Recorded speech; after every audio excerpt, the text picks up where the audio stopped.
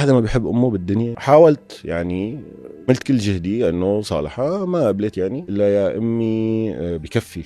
الا يا امي، هل انت قبلانه الناس تقول علي مغضوب؟ في ناس بتغلط غلطة واحدة بحياتها بس بتدفع ثمنها عمر كامل، مو لأنه الغلطة كبيرة، بس لأنه الباب إذا تسكر بوجهها مرة واحدة وما عاد قادر يرجع ينفتح، بيتوجعوا أنا أو الشيف عمر أو كل حدا بيشبهنا.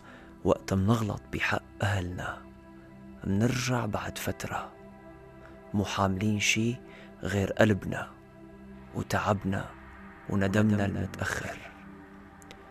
كلنا منفكر إنه الحياة برا هي أقسى شي، منشتغل ومنتعب ومننكسر ومنحاول نوقف 1000 مرة، بس ما منعرف إنه أقسى وجع هو لما نشتاق لمكان أو لصوت ومنخاف هالصوت إذا طلبنا نسمعه ما يجاوبنا، أو يمكن يجاوبنا ببرود، وهالبرود بيقتل شي جواتنا.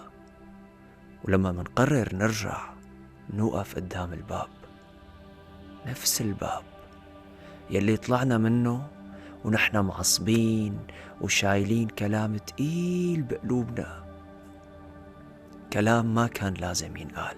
مندق الباب، مندقه ومنبقى عم ندقه، ودقات قلوبنا بتكون أعلى من صوت إيدينا. بهاللحظة بيفتح الباب، بس مو كل الابواب إذا انفتحت يعني انفتحت.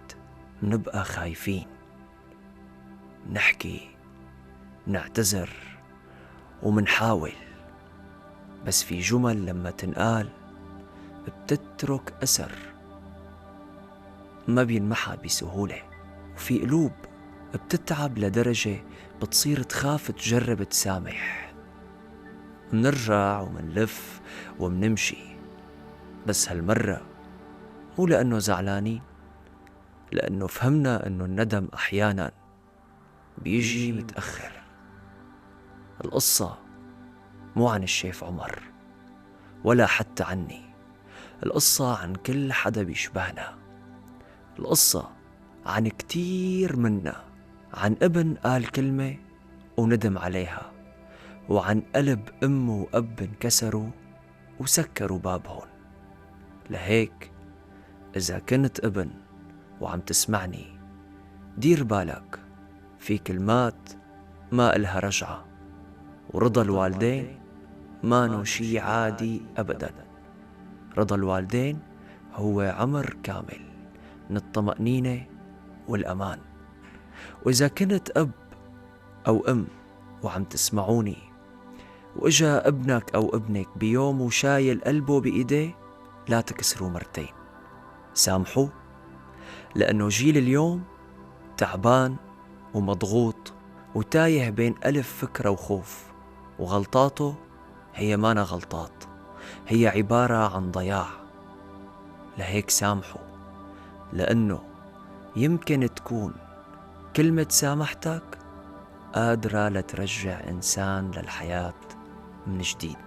هالكلام عم يطلع من شخص حس بالشيف عمر، وحس بنفسه، وحس بكل الأشخاص يلي قطعوا بفترة مثل هالفترة، ويلي مشاعرهم كانت مخربطة مثل مشاعر الشيف عمر، ومثل مشاعر أي إنسان رح يكون بمشاعر الشيف عمر.